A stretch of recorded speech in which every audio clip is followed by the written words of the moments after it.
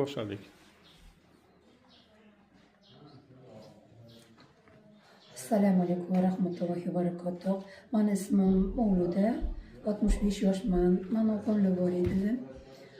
Opamlar 94-yilda shunaqa kasal bo'lganlar.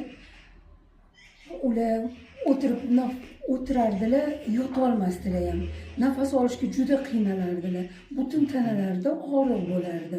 Bu og'riq nimadan ekanligini shuncha tabiblarga, doktorlarga borib ham davosini topolmaganmiz. Ana o'sha paytda qiynalib yurgan paytlarida Jamshidjon bizning uyimizga mehmon bo'lib borganlar. To'y arafasida bizni uchrashtirib ko'rsatganimizda buni davosi bor deganlar. Keyin Allohning irodasi bilan shu yerga qatnab, alhamdulillah, Xudoga shukr, ancha o'zgarishlar bo'lgan. Bularni aytgan hamma narsalarni vannalar buyurganlar, muolajalar buyurganlar, harakatlar, fizik harakatlar buyurganlar. Bularni hammasini qilib, aytgan dorilarini ichib, berganlarini ichib, ancha oyoqqa turib, sekin-sekin og'riqlari qola boshladi. Opamlarni 7 tami 9 ta diagnoz bilan, bu juda kuchli diagnozlar. Krasnoy Volchanka degani bu juda og'ir stadiya nimasi, kasalligi.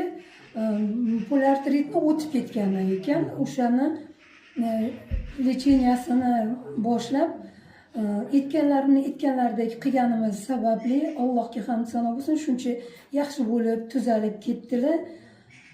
Sekin-sekin yana shamollaganlarida qaytalaganda yana oldilariga kelib muolajalarni qaysi etapini davom ettirish kerakligini tushuntirib berardilar. O'sha etap bo'yicha bu davoni olib, alhamdulillah, Xudoga shukr, yaxshi bo'lib ketganlar. Keyin sekin-sekin kelinlar qildilar, farzandlarini uylantirdilar. Keyin bitta nabiralari ham mazasi bo'lmay shunaqa nimaga прививка olganda ancha bolalar halok bo'lgan. Bu bolalarimiz qolganu, lekin umuman qimirlamasdi. Faqat nafas olardi-yu, isitma, u hech qanaqa harakati bo'lmas edi. Shu bolani necha oy davomida doktor yurib lecheniya qildirdik, lekin effekti bo'lmadi. Undan keyin buni ham Jamshidjonga olib kelib nima qildik, lecheniya qildilar. Alhamdulillah, Xudoga shukr. Hozir buni ko'rsa hech kim unaqa kasal bo'lgan deb o'ylamaydi-da, ha? Yo'q.